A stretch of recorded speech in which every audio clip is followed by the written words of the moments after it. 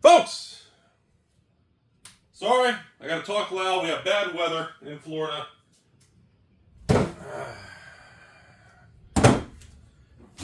My name is Rudy. Man, that is some nasty afternoon storms. You're watching the YouTube channel Alpha Investments. I apologize. We are finally going to discuss Edge of Eternities. I know I'm late. You guys are saying, Rudy, you haven't even made a video on Edge of Eternities. It's pumped without you. How did it pump without a Rudy video? Wah! Wait, I don't think the market can pump without a Rudy video. So, this is being filmed mid-July 2025. Try to get this up within a day or two of filming. Sometimes it takes me a while to get it up. Okay. Whew. So where are we at? Edge of Eternities, collector boxes, 410 plus tax. Wowzers. Okay. Edge of Eternities, play boxes, 135 plus tax. Okay. So that's where we at with the two big boys. Whew.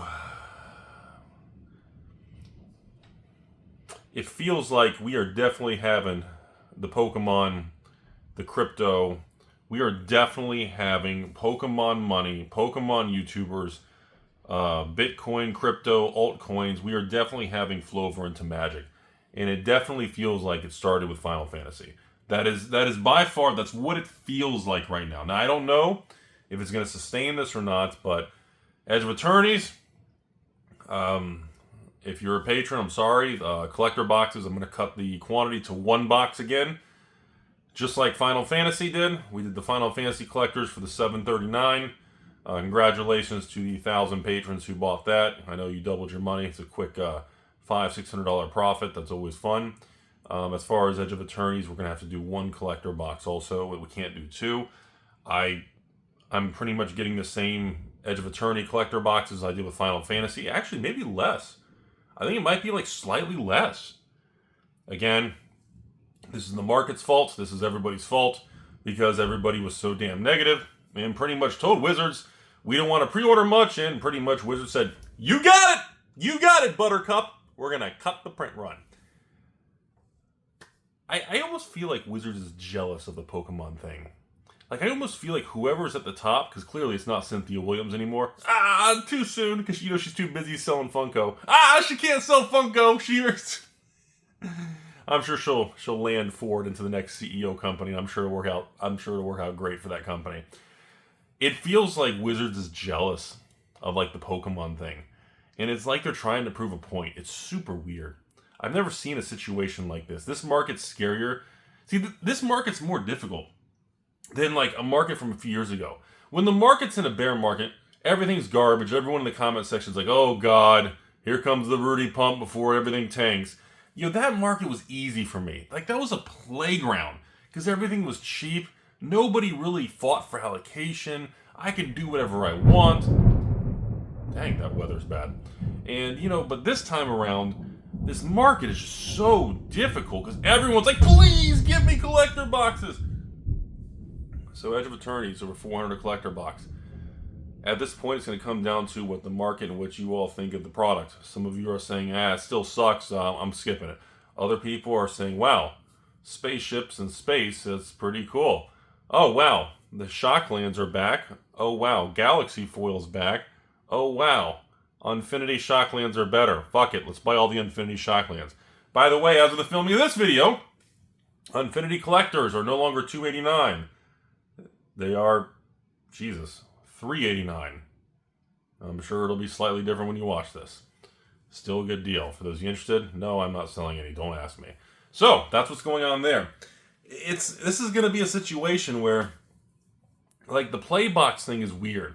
Like, I got cut and allocated on the play boxes.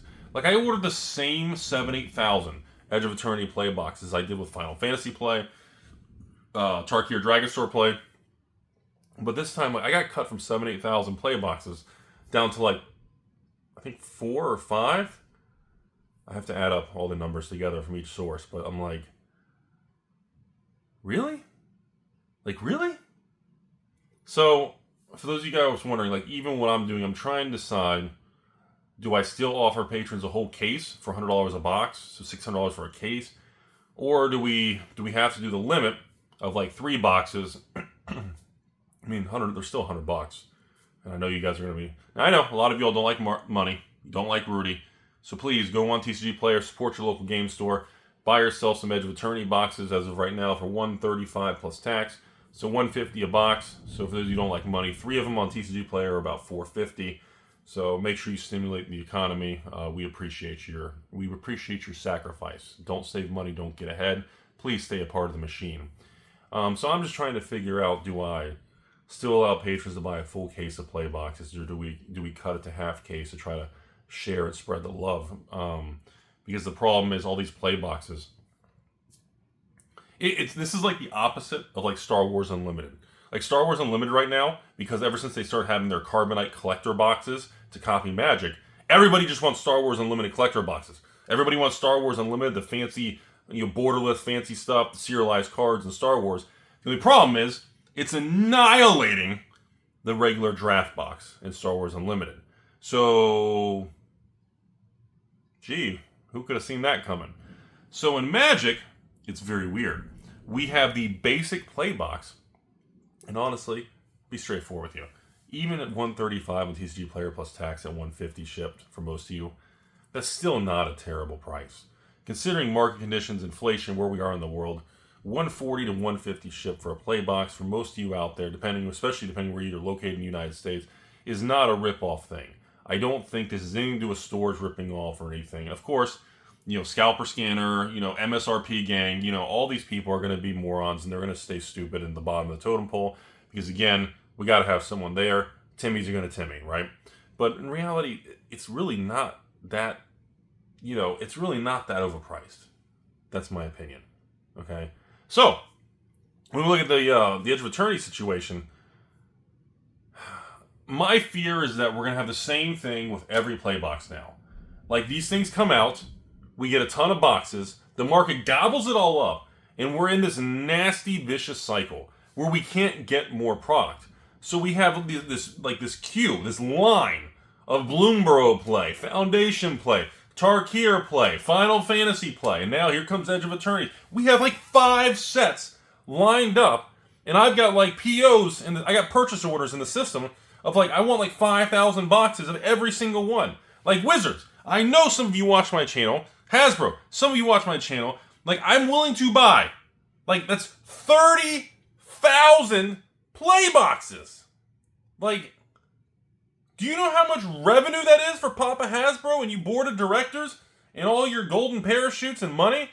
Like, ladies and gentlemen, like how many sets are we going to keep drifting towards? And we just, like, it's nuts, man. Like, even I agree, like, we have to have normal, cheap play boxes to draft and play the game. That's why we call them play boxes. The point is for the player base to play the game. You do have to have game pieces to play the game. Hence, play boxes. The collector boxes, Rudy, they're 400. Good! They should have never been under 400. Now, I really think there's somebody or a group of people at this corporation, and it's almost like they're trying to prove a point. Like, they are forcing every collector box up. Now, everyone's sitting here going, well, Edge of Eternities is 400 and something, Rudy. Yeah, it is. Well, Final Fantasy is like 1,300, Rudy. Yeah, it is. Well, even Infinity at 400 seems pretty good. Well, even Adventures in Forgotten Realm seems pretty good at 250. Baldur's Gate at 300 seems really good now. What about the shit? Crimson Vow, Midnight, all the garbage. Only 150? 160? Wait a minute. A Crimson Vow set box is like $140, and the collector box is $160? There is some weird shit in this market as we continue forward. And we're continuing to see very distorted, very warped pricing of things. And the problem is the more all of this pushes up, the more it's going to make the older stuff look severely underpriced. Severely. Like, you're telling me Kamigawa Collector, $300? Really? Wait, Streets of Barry Manilow? Like 160, 170? Oh, I guess it's come up a lot. I can keep going and going. What about Strixhaven? What about the only core set ever done? Like Core 2021, the only core set that had a collector box back in the day. I guess Foundations is technically core. Like, you start to kind of step back, if Fallout's $1,100. Oh, by the way, is anyone going to comment? Lord of the Rings Holiday? $2,500 a box? Or are we just going to pretend? No. If we don't look at it in the eye, it's not real. It's like we always say, if your stepmom breaks in your room, if you don't move, she can't see you because they operate on movement. So if there's no movement, you don't exist. You ready? Okay. So, I mean, the more you look at these things, the more you kind of step back, and it's like, this market, the Magic, like here, I'll give you guys a pro tip, a little hot tip here. The Magic market has more of a runway and looks better than the Pokemon market to me. The Magic market, as we're repricing and we're going through this ramp up now, like this market has a lot of legs. This market can run. Pokemon market, it's been running for fucking 12 to 18 months, okay? And like, you're still going to make money in Pokemon, but you're not going to be 10xing and 5xing and all this crazy shit like the internet wants you to think. But the Magic market, because of the spillover and what's going on, and now so many older things are so cheap and underpriced, you're definitely having the collector box lead the pack, and they're all repricing higher. So, back to the play box situation. So again, patrons, end of the month, you guys know, we're doing the Commander, we're doing the Collector, we're doing our thing, right? We got some bundles, and we're doing the play boxes. Like I said, I am not raising the price. The play boxes are still $100, and that includes me paying your PayPal fees, and that includes me shipping. So please don't be like, here's my zip code so you can calculate. Stop. Nobody cares who your zip code is. I don't care if you live in the 3rd floor of Rudy's basement. I don't care if you live in Hawaii. I don't care if you live in Manhattan, where each square foot is $10,000 a month or 2 feet finder pictures. Doesn't matter where you live. That's the price. Doesn't matter. You're all equal. Even though you shouldn't pay that much in taxes in New York. You should go to a more tax-friendly state. Rudy, where do you live? Florida? Okay. My concern is after release, if it takes Wizards 1 to 3 months to get something in a queue, to get it fully reprinted and manufactured, to get it packaged up and logistically shipped, if we're at 5 sets of Magic that all require reprinting, we are going to hit a point, probably within the next 6 to 9 months, where there's going to be so much in the queue, the older stuff is going to have to fall off early. That is the straight reality of it. Almost like we had in like 2017 or 2018, when Wizards just straight up said, Rivals of Ixalan, Hour of Devastation, fuck it, cut the print run, put out a print early, let's just move on with our life. Which brings me to the end of this video. I've been notified by multiples of you guys out there that dang, that weather. That is some scary shit, man. Most of you out there, which we'll do another video, we are having buyouts, and we are having a lot of activity in that Bronze Age Magic era. They're pretty much, like, let me give you guys a little sneak peek of the next video here. Like, Hour of Devastation, deemed one of the biggest failures of modern Magic sets from like 2018. There's less than 12 boxes on TCG Player below $1,000 a box. Yes, let me say that one more time.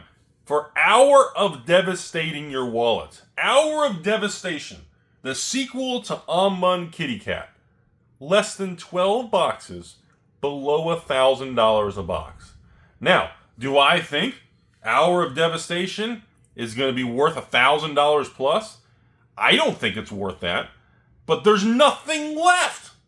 And this is a side effect because 7 years ago, most of you guys weren't around, but this old Florida man here who was eating alligator on Wednesday and taking your stepsister to the movie theater on Thursday.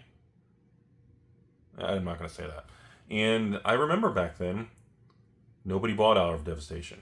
It was one of my least selling patron. I had this as a $79 patron box for about 9 months. I think maybe, I don't even know, 30, 40 patrons bought it.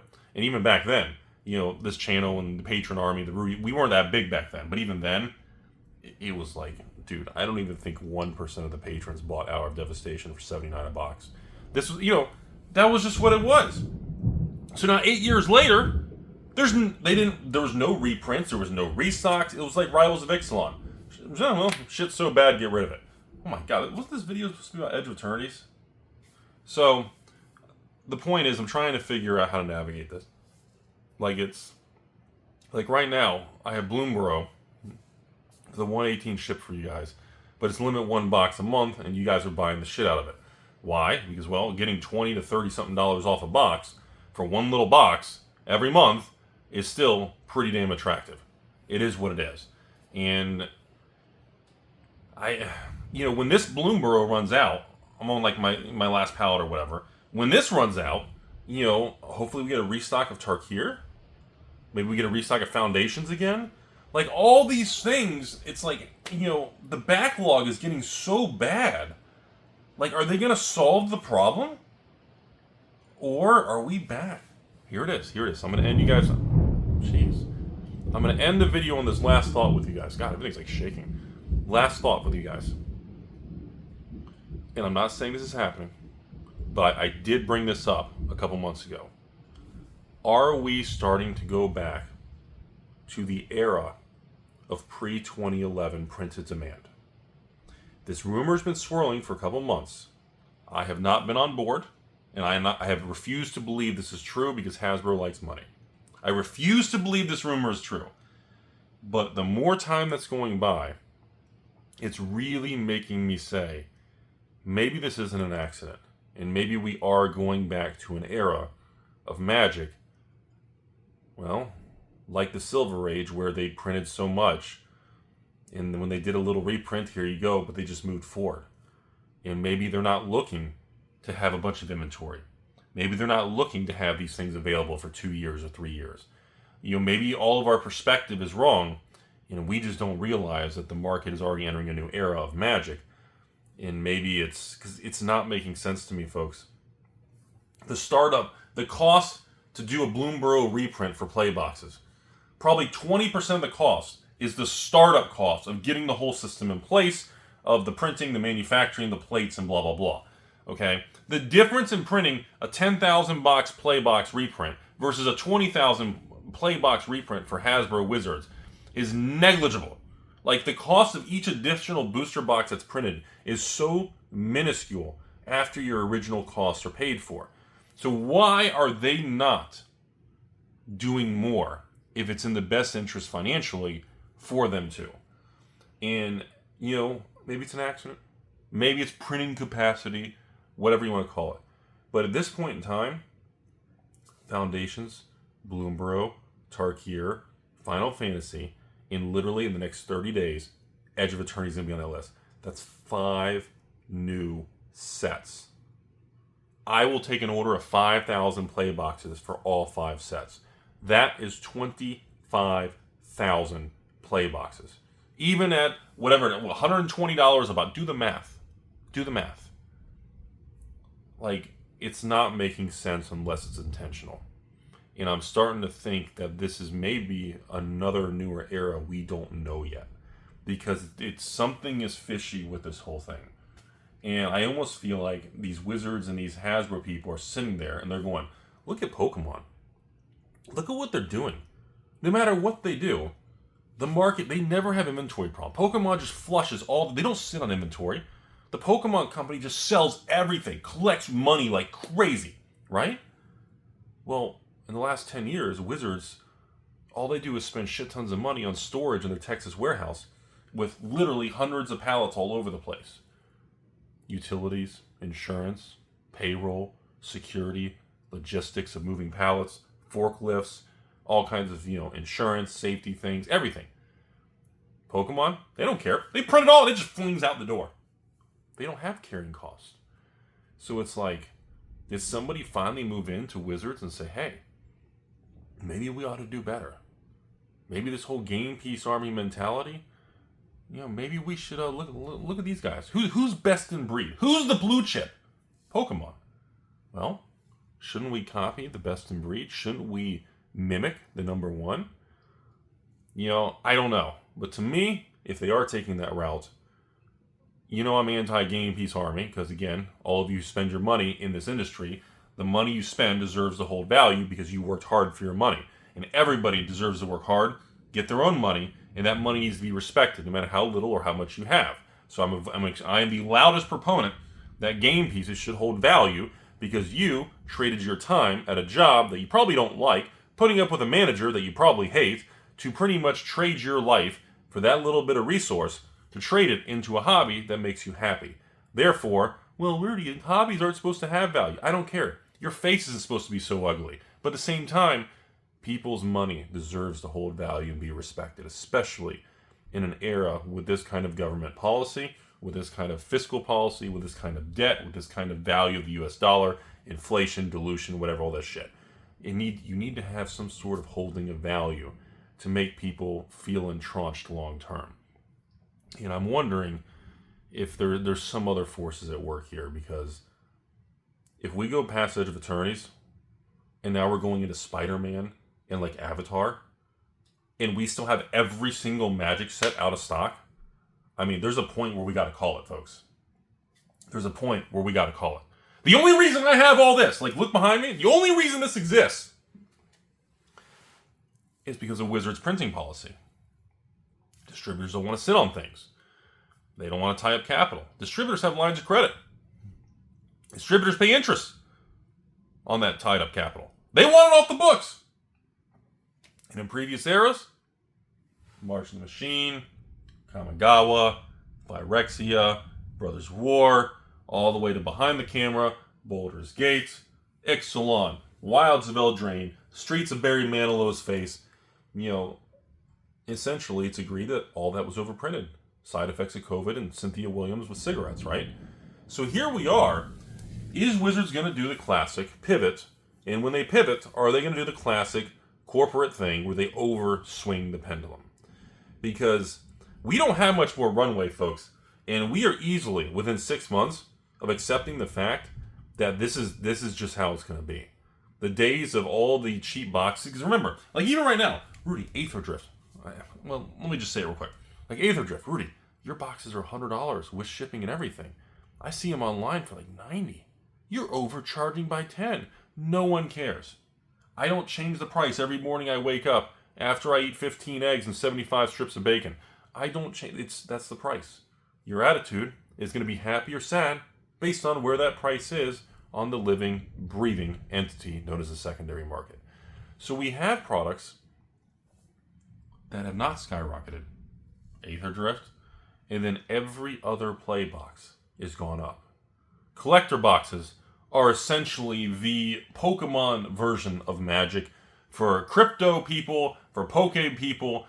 Everybody wants collector boxes now.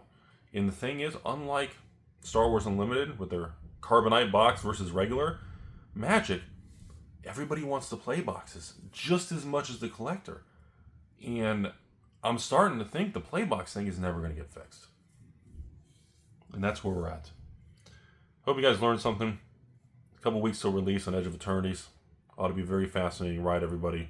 I'll let everybody know as we get closer if we're going to stick with the full cases for patrons for $600 for a case shipped, or if we're going to have to do 3 boxes and adjust the quantity and kind of throttle it out over the next, do I have to make this only batch of pallets last for 3-4 months before we have more Edge of Eternities? I don't know. That's the problem. And then the problem is I know a lot of you guys love to buy full cases from me.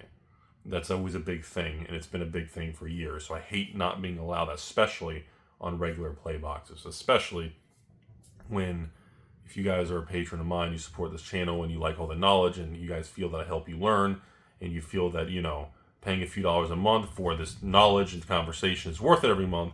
I also like to allow you guys to get some other things that are, discounted to market. And, right now, a $600 case of Edge shipped to your door, where I pay your PayPal and shipping and everything, that's, Jesus, man. You're looking at $250 savings per, just on that one item. And yes, keep in mind, folks, I run 20 sales a month, and you can participate as many as you want. Just this one sale That's a huge fucking discount. I'm just worried that afterwards it's going to be like Tarkir in Final Fantasy where we don't have anything. And as you know, most Americans don't have patience. They get upset and everybody rage quits and becomes retarded Timmies. And we're trying to avoid the amount of stupid Timmies and just people just going, I'm angry. We're trying to prevent that, but that's the world that we're in, everybody. It's emotionally driven. People make rash choices in the moment.